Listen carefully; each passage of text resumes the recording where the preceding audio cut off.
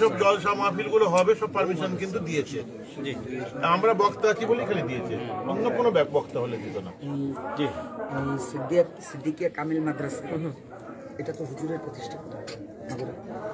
ঠিক এরকম খলিফা বাংলা এবং আসাম দিয়ে প্রায় 600 খলিফা ছিলেন ফুরফুরা শরীফ। আমাদের মাগুরার হুজুর যেরকম, মাগুরার হুজুর বললে আমরা যে ইনি একজন খলিফা, এরকম ডক্টর শহীদুল্লাহ, আল্লামা রুহুল আমিন সাহেব রহমতুল্লাহ, আল্লামা নিসাউদ্দিন রহমান সারসিনা, এরকম প্রায় 600 জন খলিফা ছিলেন ফুরফুরা শরীফে। ইনরা এই বাংলা এবং আসাম দিয়ে, বাংলা বলতে আমি উভয় বাংলা বলতে চাচ্ছি, বাংলা এবং আসাম দিয়ে প্রায় 700 আপনার মাদ্রাসা তৈরি করছে খলিফাগণ। এরপরে খলিফার সন্তানরা ইনরা কত করছেন তার কোনো হিসাব নেই, শুধু খলিফারাই তৈরি করছে 700, হাজার হাজার মসজিদ তৈরি করছে। মাগুরার এক সময়কার ইতিহাসে এই অঞ্চলের মানুষরা ধুতি পড়তো, মুসলমানরা ধুতি পড়তো। এই খেদমতটা করে মুসলমান শ্রী লিখতো নামের আগে, এই খেদমতটা করছিলেন মাগুরার হুজুর, মুসলমানদেরকে মুসলমান একটু ফিরে নিয়ে আসা। এরকম একটা পরিবেশ আজকে মাগুরার এই মাহফিলটা, এটা একটা ইতিহাস। এরকম বেদাতীদের খুব মাথাচাড়া ছিল, বেদাতি যারা শরীয়তের বাইরে এবং কুফরি কাজ মানুষকে করাতো, এদের প্রতিবাদ খুব করেছেন মুজাদ্দেদ রহমতুল্লাহ, দাদা এবং ওনার খলিফা জীবনের মিশন যে ছিল, এই খেদমতটা খুব করেছেন। আর একটা ছোট্ট পরিচয় বলে দিই, তোমার এটা মনে রাখতে সহজ। আমাদের প্রথম খলিফা আবু বকর সিদ্দিক রাদিয়াল্লাহু তাআলা, রাসূলুল্লাহ সাল্লাল্লাহু আলাইহি ওয়াসাল্লামের প্রথম খলিফা। ইনার মানে দাদার পিতা মানে ফুরফুরার যিনি প্রধান, ওনার নাম আবু বকর সিদ্দিক রাদিয়াল্লাহু রহমাতুল্লাহ। ইনরা হলো ওই মুজাজ্জামান রাসূলুল্লাহ সাল্লাল্লাহু আলাইহি ওয়াসাল্লামের যে প্রথম খলিফা আবু বকর, ওই বংশের কুরাইশ বংশ। ওনার ছেলে ছিলেন যিনি মুহাম্মদ ইবনে আবু বকর, ওই খানদানের, ওই বংশের। মানে আমাদের যে বংশের নসল নামা, এটা 31তম আর কি। আবু বকর সিদ্দিক রাসূল পাক সাল্লাল্লাহু ধরলে 32, মানে প্রথম খলিফা ইসলাম। আপনি ওখানে আসলে একবার ফুরফুরা শরীফে অবশ্যই একবার আসবেন। সালমান রহমান কিন্তু আপনার এখানে একদম রেগুলার যান, একদম। আরেকটা ব্যাপার, তুমি বাংলাদেশের যেখানে যাবা, যে গ্রামে যাবা, তুমি দেখবা যে সে ফুরফুরার কোনো না কোনো অঞ্চলে মরিদ আছে, আমাদের কারো আছে। এটা ফেসে আসে না, কিন্তু আছে। আমি বাংলাদেশের বিভিন্ন জায়গায় সফর করি, তো কোনো জায়গায় গেলে বেড়ে টেনশন করা লাগে না, দেখছি আমাদের লোক দরবার কিংবা একটা খানকা কিংবা তারা আছে, উপস্থিত আছে। এবং ইনি খালি পীর আর মসজিদ, যে লাইনটা শুনলেন এই লাইন মসজিদ মাদ্রাসা, এই খালি নয়। মুজাদ্দিদুজ্জামান আবু বকর সিদ্দিক রহমতুল্লাহ, যিনি মূল ফুরফুরার ফাউন্ডার, যার ওসিলায় শুনলেন 600 জন খলিফা, এনার একটা বড় অবদান, যেটা আপনাদের জন্য আজকে যে বাংলা ভাষায় যে আজকে ইসলামিক বই পুস্তক দেখছেন, কোরআন শরীফের বলুন, হাদিসের বলুন, মসলা মসাইল বলুন, ইসলামিক কোনো বই বলুন, যত বাংলায় দেখছেন, এই বাংলায় বই পুস্তক ছিল না। এই বাংলা ভাষার ক্ষেত্রেও ওনার অবদান, বাংলা ভাষা আন্দোলন যে হয়েছিল, হলে তো আমরা বাংলা ভাষীরা পড়তে পারতাম না, সেই হিসাবে আমি ওই সময় প্রতিবাদ করেছিলেন যে আমাদের মাতৃভাষা বাংলা, আমাদের মাতৃভাষা, আমাদের ইসলামিক বই পুস্তক, আমাদের স্কুল সব জায়গায় যাবো, সেই সিলেবাস দেওয়া হয় বাংলা। ব্যাগটা খুলে এটা একটা বিশাল বড় মহতুল্লাহ যে জীবনীটা আছে, ওই জীবনীটা ব্যাপারটা একটা আবু বকর সিদ্দিকের মৃত্যুটা কেন খুব সঙ্গে আপনার টাইম আছে তো? হ্যাঁ, আমি একটু আপনার, তারপরে আপনার কাছে পুরো বই যাবে, বই গেলে আপনি তখন পড়ে আপনার জিনিসটা বিস্তারিত বুঝে নিতে পারবেন। ব্যাপারটা কি জানেন, আপনাদের এখানে পীরের অভাব নেই, এত পীর আপনাদের বাংলাদেশে, আমাদের অবশ্য পশ্চিমবাংলায় এত পীর নেই, এত পীর। কাউকে পীর না বললে হয়তো রাগ হবে তাদের, কথা বুঝতে পারছেন না? আর এই তো ব্যবসা, পীর মুরিদি একটা জাস্ট কবর কেন্দ্রিক একটা ব্যবসা, মানে এটা আমরা মনে করি। তো ব্যাপারটা হয়ে গেছে, এদের 100 বছর আগে কোনো অস্তিত্বই ছিল না। আচ্ছা, জামাত ইসলামী, এদের কোনো অস্তিত্ব ছিল না। এবার একমাত্র ওলামায়ে দেওবন্দের অস্তিত্ব ছিল। মেন যে ব্যাপারটা আপনাকে জিস্ট কথা যেটা আপনাকে বলি, যার উপর রিসার্চ অলরেডি হয়ে গেছে, আপনার কাছে ইনশাল্লাহ পৌঁছে যাবে।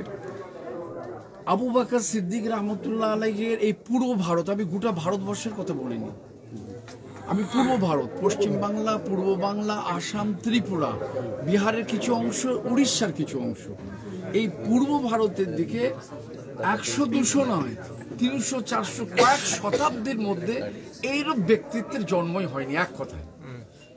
মানে এত বিশাল পীর নয়, পীর বলে তাকে ছোট করা হবে, তিনি একজন যুগপুরুষ, রিফর্মার। মানে ইসলামকে এই পূর্ব ভারতে এই আপনার শাহজালালের কথা জানেন, শাহপরানের কথা জানেন, এত কত আজ থেকে 700 বছর আগে এরা এসেছে, 450 বছর আগে। এদের সব ইতিহাস রয়েছে, রেকর্ড রয়েছে, গভর্নমেন্ট রেকর্ড রয়েছে। কিন্তু এরপরেও একটা কথা, তারা ইসলাম প্রচার করে গেছেন বটে, কিন্তু সেই সময় যে ইসলাম প্রচার করে যাবার পরেও মুসলমানদের মধ্যে ইসলামের পূর্ণ আদর্শ কিন্তু তারা গ্রহণ করতে পারেনি সেই সময়কার মানুষেরা। কারণ এদের ভাষা ছিল ভিন্ন, আর বাংলার মানুষের ভাষা ছিল ভিন্ন, এবং দীর্ঘদিন তাদের কৃষ্টি কালচার যেভাবে জীবন গড়েছিল, শাহজালাল এসে রাতারাতি সেটাকে পরিবর্তন করে দেওয়া সম্ভব ছিল না। ব্যাপারটা তাই ঘটেছে। এর মধ্যে অনেক সুফি সাধকরা 600-700 বছর ধরে পূর্ব ভারতের যে ইসলাম প্রচার, তার একটা ইতিহাস আছে, কিন্তু তার একটা নেগেটিভ পজিটিভ যেমন দিক আছে, একটা নেগেটিভ দিকও আছে। পজিটিভ দিক বলতে ইসলাম গ্রহণ করেছে, ইসলাম গ্রহণ যারা করেছে, নামাজ শিখেছে, কলমা শিখেছে, কিন্তু ইসলামের দর্শন, ইসলামের ফিলোসফি, ইসলামের ইডিওলজি সম্পর্কে, হাক্কানিয়াত সম্পর্কে তাদের নলেজ হয়নি। কারণ হয়নি, সেখানে রিসার্চ স্কলাররা লিখছেন এই জন্য সম্ভব হয়নি। একে ছিল ভাষাগত ব্যবধান সুফিদের সাথে এখানকার মানুষের, তারপরে হয়ে গেছে তখন দীর্ঘদিনের কৃষ্টি কালচার যেভাবে তারা অভ্যস্ত হয়ে গড়ে উঠেছিল, এত তাড়াতাড়ি তাদের সেই পরিবর্তনটা সম্ভব হয়নি, যার জন্য পুরাতন পূর্বের বহু সংস্কার তাদের মধ্যে রয়ে গেছে, কুসংস্কার তাদের মধ্যে রয়ে গেছে পূর্ব ধর্মে। এই যে ব্যাপারটা, এই যে মেন যে ব্যাপারটা, এই জায়গাটাকে সংস্কারের যে দায়িত্ব পালন করেছিলেন মাত্র 2টি মানুষ। এটা কেন আমাদের কথা না, ডক্টর এনামুল হক, যিনি একজন প্রবীণ রিসার্চ স্কলার, মারা গেছেন বহুদিন। পশ্চিম পাকিস্তানের ডক্টর শেখ একরাম, পশ্চিম পাকিস্তানে এইসব রিসার্চ স্কলাররা এটা লিখেছে। তো দেখা যাচ্ছে এই যে দীর্ঘদিন যে ইসলাম প্রচার হয়ে যাওয়ার একটা পজিটিভ নেগেটিভ দিকও কিন্তু তৈরি হয়েছে, যাকে লৌকিক ইসলাম, তার মধ্যে হিন্দু দর্শনও থাকবে, বৌদ্ধ শাহজিয়াবাদ থাকবে, তাতে সুফিবাদ থাকবে, সব মিলিয়ে একটা খিচুড়ি যাকে বলে। এইটাকে রিফর্ম করে, সংস্কার করে ইসলামের পূর্ণ যে প্রকৃত সুফিবাদ, শরীয়তের যে সুন্দরভাবে তুলে ধরা ইসলামের যে এটা হচ্ছে পীর আবু বকর সিদ্দিকীর মিশন। এর উপর অলরেডি মানে আপনার কাছে ইনশাল্লাহ চলে যাবে, আপনি দেখতে পাবেন যে কেন 78 বছর আগে দুনিয়া থেকে চলে গেছেন, অথচ তার বংশধররাও কিন্তু এখন ঠিক মতো তার নীতি আদর্শের মধ্যে থাকতে পারে না, খলিফা তো দূরের কথা ছেড়ে দেন। এরপরেও কিন্তু আপনি যেখানেই যাবেন দেখেন আবু বকর সিদ্দিকের,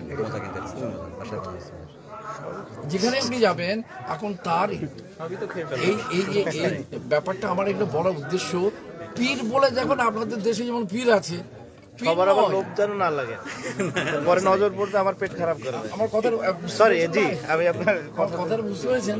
জি, ব্যাপারটা হচ্ছে যিনি যুগপুরুষ, জি, ইউনিক, বুঝতে পারছেন? ইউনিক জি, কয়েকশো বছরের ইতিহাসে এরকম মানুষের জন্মই হয় পূর্ব ভারতে। এটা এইটুকুনি কথা খালি আপনি মনে রাখবেন, জি, ফুরফুরা ওই জন্য ফুরফুরা, এটা জেনে রেখে দেন। এরপরে যত দল জামাত যা কিছু এসেছে, এখন দেওবন্দি আলেম ওলামারা বহু মাদ্রাসা করেছে, কওমি মাদ্রাসা, কিন্তু অতীত ইতিহাস বলছে তা ছিল না সেই সময়। আর জামাত ইসলামের তো কোনো অস্তিত্বই ছিল না, সব কত, আর এইসব বেদাতি পীর, অন্য বেদাতি পীর ছিল, তাদের ঘরে তিনি তারা সব পরিবর্তন হয়ে ইসলামের সঠিক পথে এসেছিল। বর্তমানে ওখানে ফুরফুরা শরীফের মাজারে পুরো শিরক বেদাত ফুল চাদর আমাদের সাইনবোর্ড লাগানো, এমনকি মেয়ে ছেলে বেটা ছেলে হই হই হই করে মেলা, এসব কঠোরভাবে নিষেধ। পরিষ্কার আমরা গেছি তো, মানে ব্যাপারটা হচ্ছে যে আবু বকর সিদ্দিক যে কে, তার ব্যক্তিত্বটা, তার শাখসিয়ত, তার ব্যক্তিত্বটাকে চিনতে গেলে মানে আপনার কাছে ইনশাল্লাহ বই আল্লাহ যদি করে পাবেন আপনি। শোনো, তুমি তো দেখো কমপ্লিট বই, দেশের মাটি ও মানুষ, এটা বুঝতে হবে, চিনতে হবে, বিশেষ করে মাগুরার মাটি ও মানুষ। এটা যদি তুমি বুঝতে না পারো, তাহলে মানে এই মাটি ও মানুষের হৃদয়ে কিন্তু অবস্থান করার জন্য, স্থায়ী অবস্থান করার জন্য তোমার এই দেশের প্রতিটা মানুষের এই মাগুরার মাটিও মানুষকে চিনতে হবে। এই জন্য এই আসলে এই মাহফিলের মধ্যে কথা বলেও শান্তি হয় না। তুমি একটা সময় করে অফিসে আসো এই মাদ্রাসার। ভাই আমাদের এখানেরই অনেক বই লেখক উনি। বুঝতে পারছি বুঝতে পারে তখন আমরা আল্লাহর মধ্যে তোমার সঙ্গে দেখা হলো কিন্তু বসলে অনেক বিষয় এগুলো জানা দরকার এই বাংলা ঢোকা হয়েছে মানে মাইল ফেলে দেবো। আর সবচেয়ে বড় কথা বাংলাদেশে জানেই থাকবো আর জানেই যাও, আমি বলবো যাওয়ার আগেই মাজার শরীফ একটু জিয়ারত করে যাও। ইন্ডিয়ায় প্লেয়ারদের সঙ্গে কথা বলে বলে হিন্দি উর্দু শেখা হয়েছে নাকি? খেলতে যাতায়াত হয় তো। আবার IPL খেললাম তো। কেকার আবার তো আজকে নাম এসে গেলাম না, জয়েন করেছি। IPL খেললাম 8 বছর, তো স্বাভাবিকভাবে আমরা তো হিন্দিও জানি, উর্দুও জানি, বাংলাও জানি, আরবিও জানি।